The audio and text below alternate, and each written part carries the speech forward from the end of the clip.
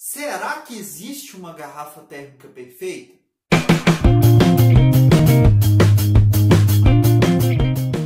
Oi amigos, beleza? Continuando então nossas aulas de termologia, nessa aula nós vamos responder a seguinte pergunta. Existe uma garrafa térmica perfeita? Uma garrafa térmica, quando você coloca uma coisa fria lá dentro, ela continua fria na mesma temperatura, e quando você coloca uma coisa quente, tipo um chá quente lá dentro, ela continua quente na mesma temperatura? Um instrumento muito utilizado nas experiências térmicas é o calorímetro. Ele é usado para fazer essas experiências para descobrir calor específico, capacidade térmica, um monte dessas termocoisas que a gente calcula nessa seção da matéria, nessa parte da matéria. Um calorímetro ideal é aquele idealizado, óbvio, que não participa das trocas de calor, ou seja, ele isola o ambiente, deixa só os elementos que você coloca lá dentro trocarem energia, mas ele mesmo não participa. Ele tem capacidade térmica nula. Isso significa que aquele Czão que a gente tinha estudado, lembra?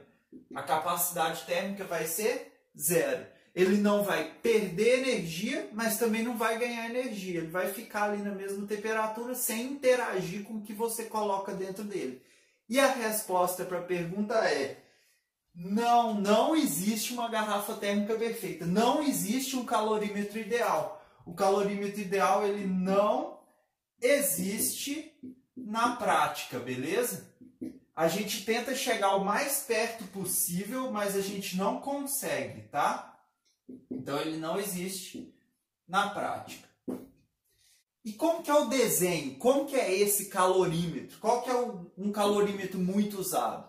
Ele parece uma garrafa térmica sim, só que é meio gordinha, tá? E desse jeito aqui que eu desenhei. Ele tem as mesmas características que aquela garrafa térmica mesmo que a gente já tinha estudado. Para evitar condução térmica, ele tem isopor ou algum vácuo, né? Alguma tentativa de vácuo aqui em volta, o isolante térmico. Ele tem um recipiente de alumínio aqui para evitar a irradiação térmica. Ele tem uma tampa bem vedada para evitar a convecção térmica, que é a movimentação de massas ali gasosas, troca de energia por movimentação de massas. Ele tem um misturador para misturar os elementos que eu colocar lá dentro.